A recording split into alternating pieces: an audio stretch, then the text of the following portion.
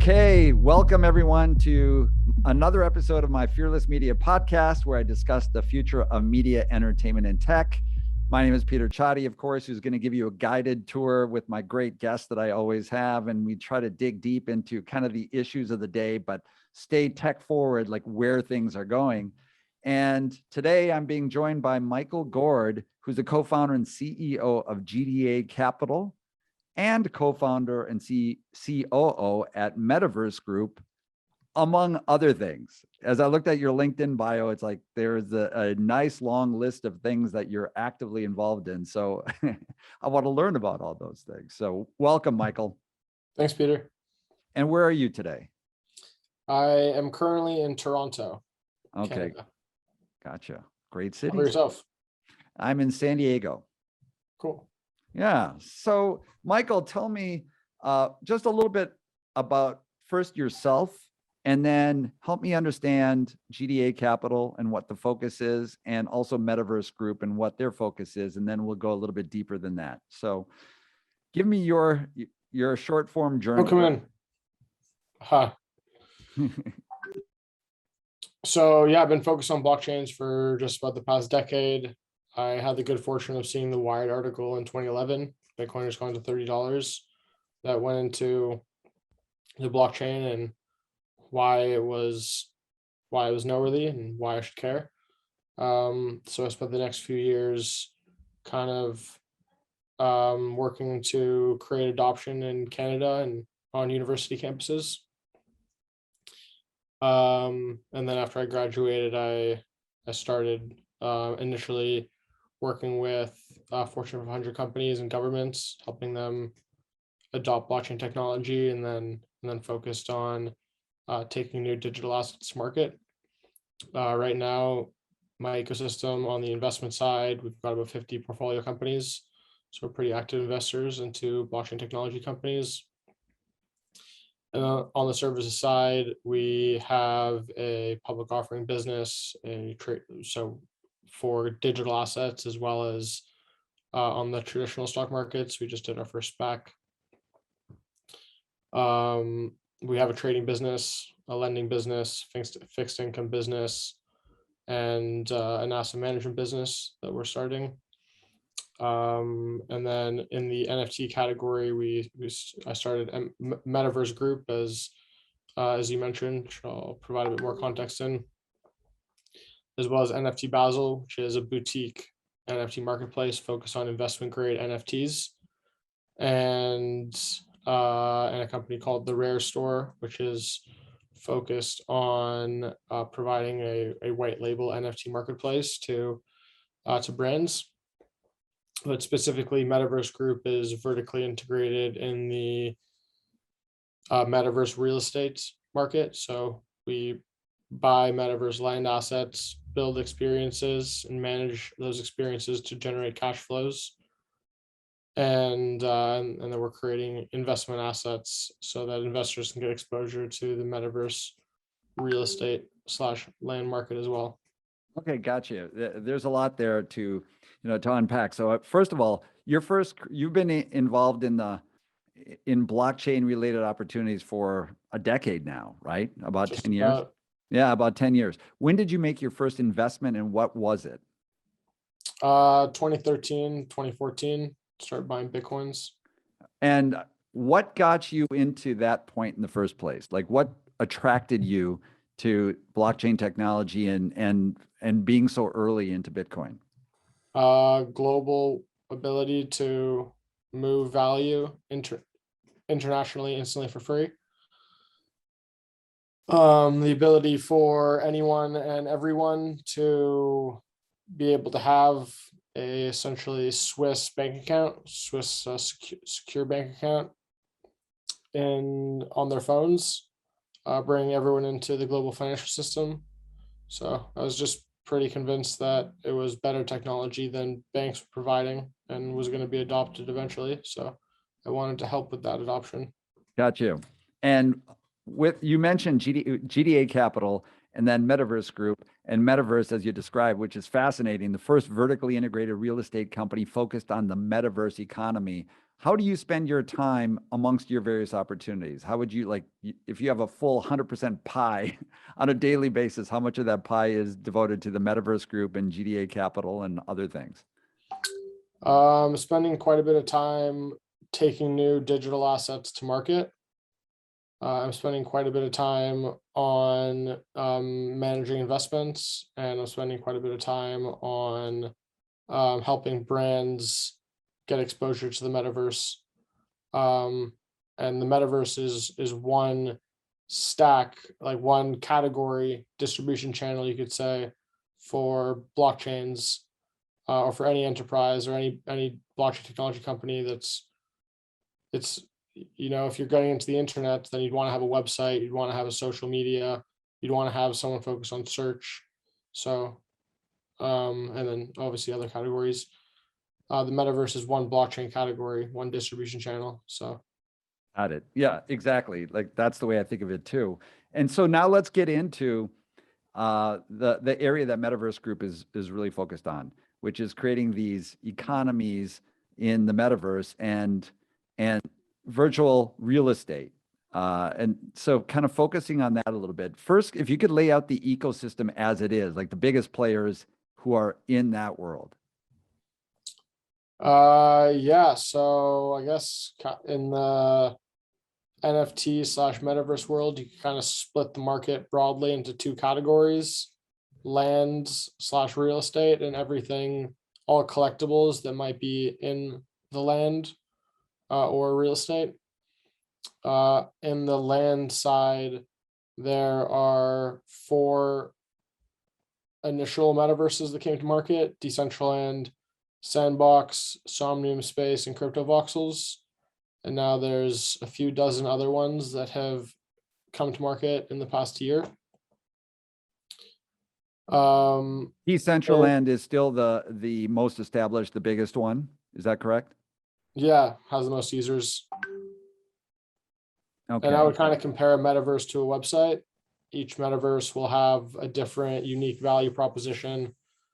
So like you go to Facebook to connect with your friends, you go to Instagram for pictures, you go to Google for search, you go to Forbes for business news, you go to, you know, raptors.com to learn about the Raptors. So there'll be metaverses for everything, I predict. The biggest ones will be for social, which I think is Decentraland, in my opinion. But yeah, the Decentraland is still the biggest. And so is it fair to think about this world of the land, as you said, like the virtual land, the metaverse, that opportunity, kind of like you mentioned websites where, okay, there were a number of players initially who were trying to get into being the, you know, the social platform that Facebook ultimately became, and then there were others related to it. It's analogous to that, where you have players like Decentraland, Sandbox, Superworld, and you mentioned like a dozen others who are trying to differentiate themselves by having a certain focus that's differentiated from the others. yeah. So they're going to be differentiated for sure. Yeah. And really, as long as any of them are able to build up a community of users, then they'll be valuable. Same as with the internet. So let's talk about that a little bit. How does a metaverse like break out? Decentraland has been around for quite some time and was able to attract a deep community, the biggest community that's out there so far in this world, in this space. So when you have a dozen that are trying to climb on board and build their own, competing and differentiated, how do they break through at this point? I think having a niche. I mean, we're still early, so there's still going to be a lot of metaverses that are created. Yeah. And so from a pure like differentiation standpoint, I understand that part of it, so that there's a different focus, there's niches, there's some for social, there's some for other kinds of things. But in terms of creating a moat around any of that. So let's take Decentraland. Let's take, some of the competitors of that.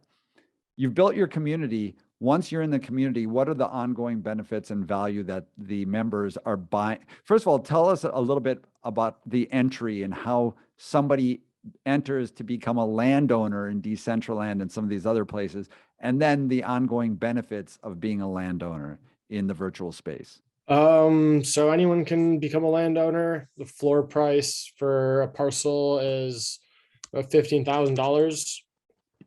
It is just a dollar barrier to enter. The benefits of being a landowner are to be able to have experiences. So for example, just to have your own villa, you could have events where like you're able to speak to someone in Decentraland, just like speaking. So if you're close to someone, then they'd be able to hear. If someone's far away, they won't be able to hear. So it has value to have a private space that you're able to invite people to have conversations, display your art or other NFTs that can link to your website or link to your music or link to your art or whatever it is that you're looking to raise awareness for. So it kind of is an immersive Facebook, essentially, right? Immersive Facebook, yeah. Is that a good way to think about it? Yeah, I think so.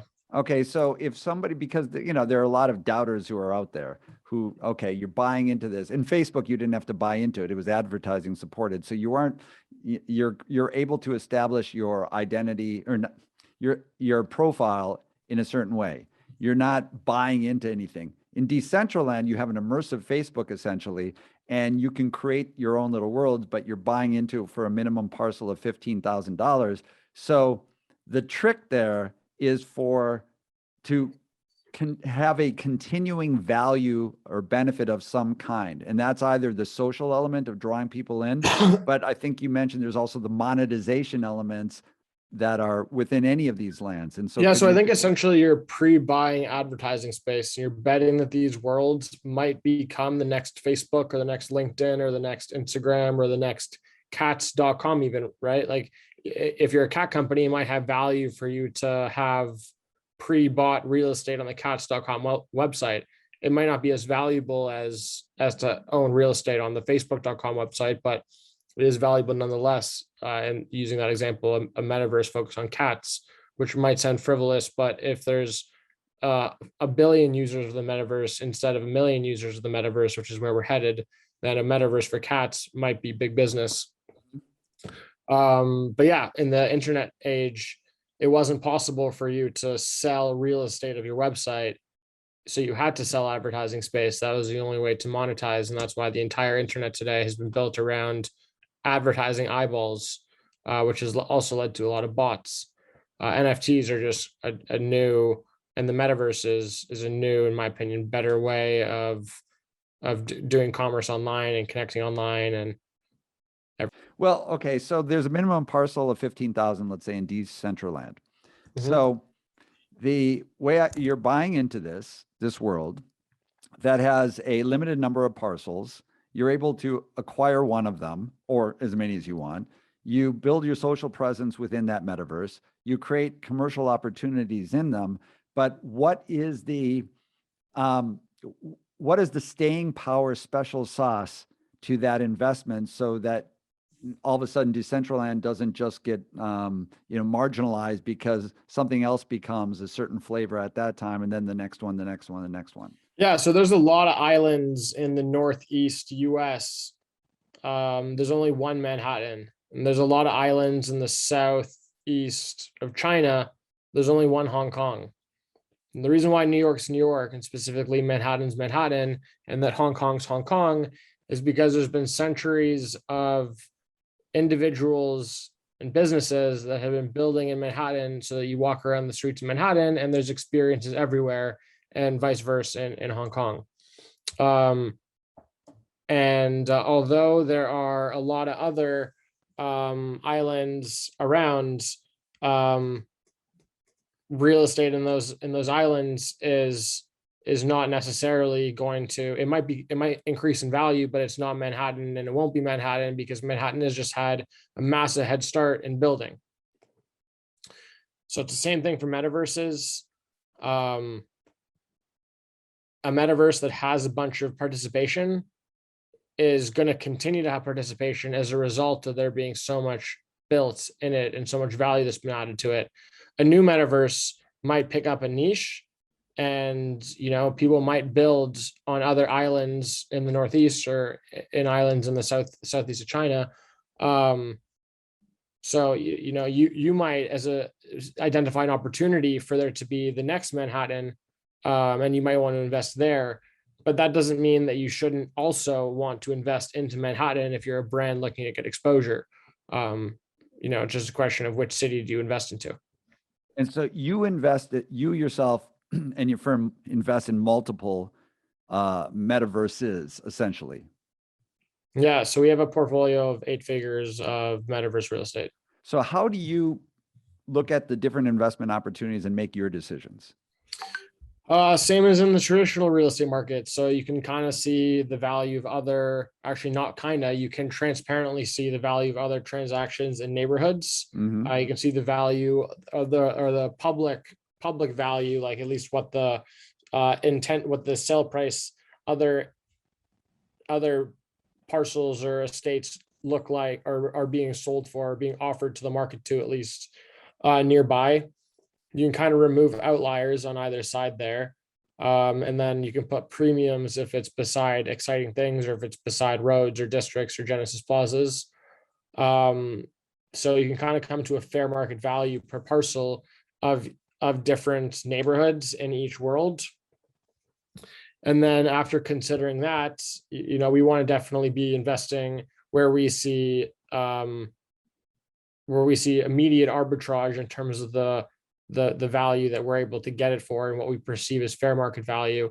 But also it's important to us to be able to earn yields so that there's a demand to rent out our parcels, which, by the way, are super scarce, and you can't own space in that area unless you rent it, and there's just not a lot for sale. So yeah, we definitely are thinking about how can we monetize this land in the short term. Yeah, because okay, let's take the best known one, Decentraland. Just like you mentioned, any city like Manhattan has special resonance and it's very expensive because it's the heartbeat, right? And so in Decentraland, similarly, it's analogous, where you're going to have certain parcels that are more valuable for whatever reason that is. But that's the reality of it. So you're buying into this. Different parcels are going to be different cost structures. Then once you're in, you can do all your social activities, but also your economic activities, such as, like you mentioned, somebody can come in and rent your parcel to do some kind of activity. You can create some opportunity that's revenue generating yourself. That's right. Yeah, exactly. Right. So how do you interact within Decentraland or any of these other communities? Is it via an avatar of some kind? Describe that for me. Yeah, you want to show you? Yeah, that would be great. I would love to see that. I think this is useful for a lot of people who hear about these. There's obviously I'm you can see my screen. Yeah, I can, but actually being in this world is the best way to understand it. For those of you who are just listening, we're going to have a brief demo of what it looks like in Decentraland. Yeah, so this is an NFT gallery that we've created. Okay. Yeah, your headquarters are in Crypto Valley in Decentraland, right? Yeah, so which is fascinating. You can go and buy it from the website. Okay. And you created your avatar in Decentraland. Yeah, I mean, I haven't really customized it because I don't spend too much time, but I need to. And then do you see a time when you're going to be able to take your avatar and bring it across to another world, like, I don't know, Sandbox or something like that? Yeah, you can already do that. Okay, you can. Yeah. Because that's that's one of the knocks that at least I've heard okay, what's the real metaverse? The metaverse isn't the real metaverse unless you have interoperability. And yeah, there is already interoperability. So the same way that I clicked on that NFT that linked me to like the website to purchase the NFT, it could link to Sandbox, or it could link to Somnuspace, or it could link to CryptoVoxels or whatever.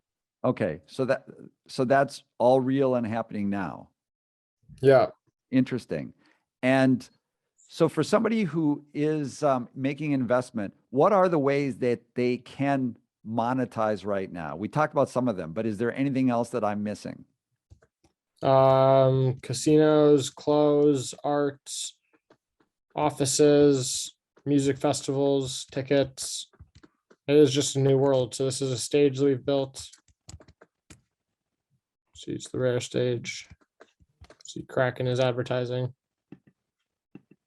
And from a brand's perspective, if you have all these different choices of metaverses, how should a brand think about where to place their attention and their money? Well, brand should want to get exposure to all metaverses that have an audience that would relate to them, in the same way that brands don't think in terms of just using Facebook or Twitter. They use Facebook and Twitter. Okay. And besides the obvious like sponsorships and advertising within the various parcels, you're showing right now, you're showing a festival kind of experience, a concert experience, which is very cool.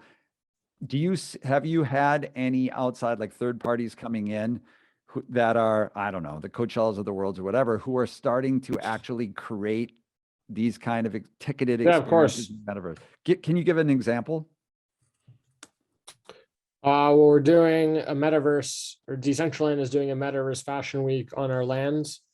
That's bringing organizers from the hosts of, the traditional fashion weeks. You mentioned Coachella. Definitely,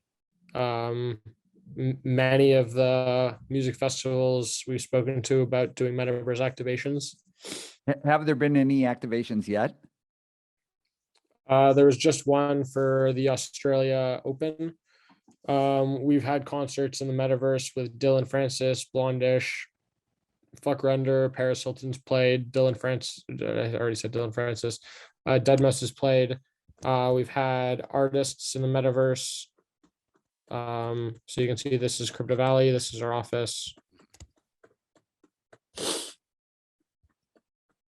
And so some of those events they've been ticketed events already, and so the artists in those particular cases have you had the landowner, the parcel owner, who was monetizing through that, enabling that experience, and then the artist who's been playing within the metaverse is also getting paid. So it's a new opportunity for the artist to reach their fans and to monetize their art. Correct? Yeah, exactly. Okay, so what are some when you look at all these, we talked about a little bit the different opportunities. We talked about the real estate angle. What other like sectors or areas or verticals are you focused on right now that may be a little bit under the radar and not in the at the same level of public conversation right now, like Decentraland and the others? Is there any sector that you think is bubbling up that you feel is really interesting from an investment standpoint, but also just from an interaction standpoint? I think wearables, clothes. And where do you see wearables going? Who's going to be the big winner in the wearable space? I think there'll be lots of big winners. But how about on the headset side? Like, we have Oculus. Apple is expected to come out with something interesting. What are your thoughts about like who those kind of big players are going to be when it comes to just the full headset enabling the metaverse experience? Yeah, I'm not really bullish on headsets. What are you bullish on? Mass adoption. So like Decentraland and Sandbox, for example, are browser based and are soon going to be mobile based. So you can, like, the links that I was using to go to my experiences are nftbazl.xyz or gda.xyz or rare.fun. So those domains can just be shared on Twitter, and users can go and check out the experiences without needing to buy expensive hardware like headsets. Well, that's interesting because most everybody who's not maybe as deep as you are in this world of the metaverse just believe that it has to be that way, that you're wearing an Oculus or another headset. And it's interesting to hear that you don't agree with that it's more like the gamer space today, where people are just playing their games and they have their screens and they're as immersed as they need to be for doing this.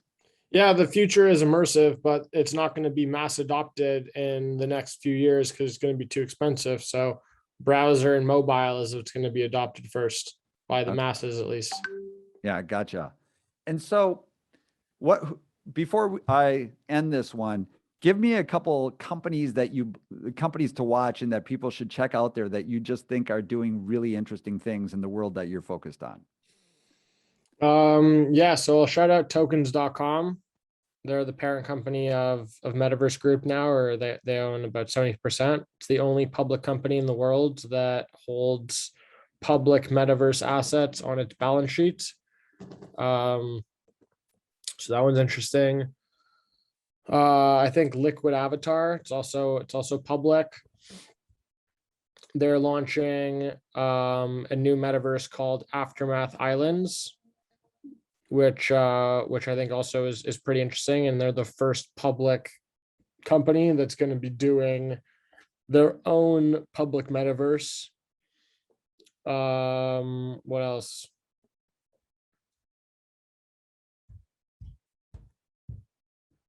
Any others that stand out? I think Renovi is another company that is doing the first metaverse real estate / architecture marketplace. Yeah. Their tokens RNVI. It's going public in a month or two. I think that one's exciting. Yeah, those are three. So the final question for you is, so for those out there who just knee-jerk reaction is that, okay, here's a virtual parcel that you're paying $15,000 for, but somebody else can create another land and open it up for the marketplace, and then another land and another land and another land, and there's no barriers to entry that way. What's your response to that for those who just dismiss this whole area of virtual real estate?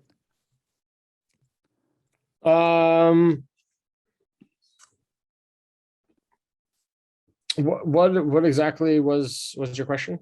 Well, it's just, for those out there who are just pure skeptics, who don't believe in this opportunity because what are they missing if they just feel, okay, it's all virtual. Somebody else can come in and create another land that's competing directly with this one. So what prevents, what is it that's going to keep the value in one versus the other, the lasting benefit? I don't know. So I think simply they're missing out on the next times 1,000 investment opportunity, in my humble opinion. I used to, in 2013, 14, 15, when I was first talking about Bitcoins, I used to kind of care if someone would want to tell me that I was wrong, and me want to explain to them that I was right.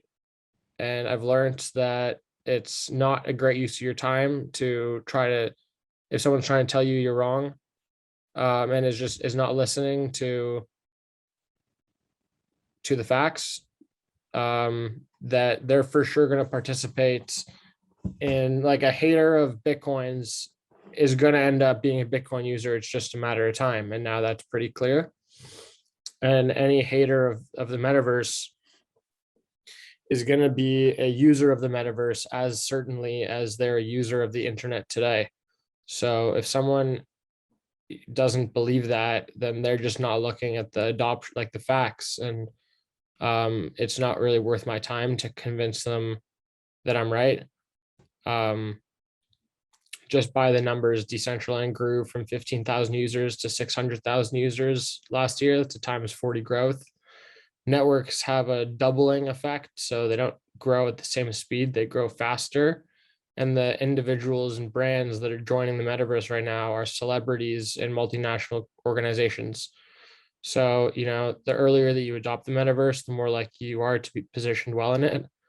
If someone doesn't believe that it's going to happen, then I just encourage them to follow along, do their own research, and their mind will probably be changed soon enough, because the adoption is just tremendous. So on that question, who are some of the biggest brands that have made big bets in the metaverse so far? So kind of leading the pack. Samsung, Nike, Adidas, Gucci, Dolce & Gabbana have done stuff. Louis Vuitton has done stuff. SLS hotels have done stuff. With real significant bets too.